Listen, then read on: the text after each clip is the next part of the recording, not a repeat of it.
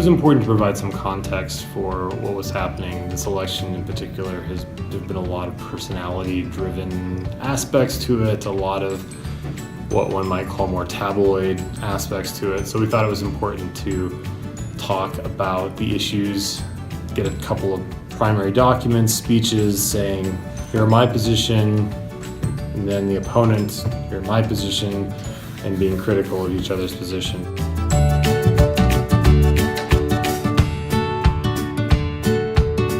Minnesota used to always be the #1 state in voter participation, voter turnout, and that's fallen over recent years. And so I believe that the Secretary of State's office wanted to bring Minnesota back to the top, and they believe that that starts with getting students who are not of voting age used to the idea and to understand the process and to be part of it. And so they pioneered this year a student election. And so part of the idea behind the Secretary of State's office having this election was to have the exact ballot that, say, your parents would have when they were going to vote. And so that's why there were the 9 candidates, because those are all the candidates, all the parties that successfully petitioned to get on the ballot in Minnesota.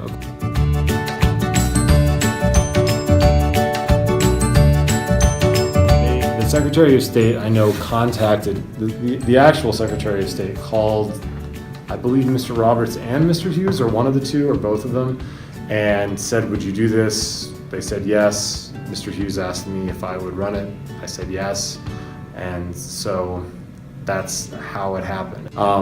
And so this was, I think, a way of doing what had been done before, but just being part of a larger group. And so this is going to be publicized or release the statewide results of all the students in Minnesota on the 1st of November.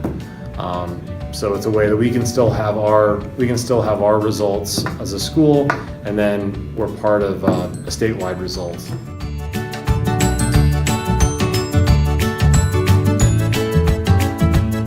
I think it's important to get used to voting. Voting's a habit, like brushing your teeth. If you vote once, you're more likely to vote again. If you're engaged in politics, you're more likely to stay engaged at a young age. And so I think it's important to get those habits early, because if you don't establish voting habits, then you're less likely to be a regular or consistent voter. And I think it's one of the things that's required or should be required of you, but I think you should feel an obligation as a citizen to vote. And so I think that that's a means of getting good citizenship, civics, becoming civically minded, is to vote, because that's your responsibility.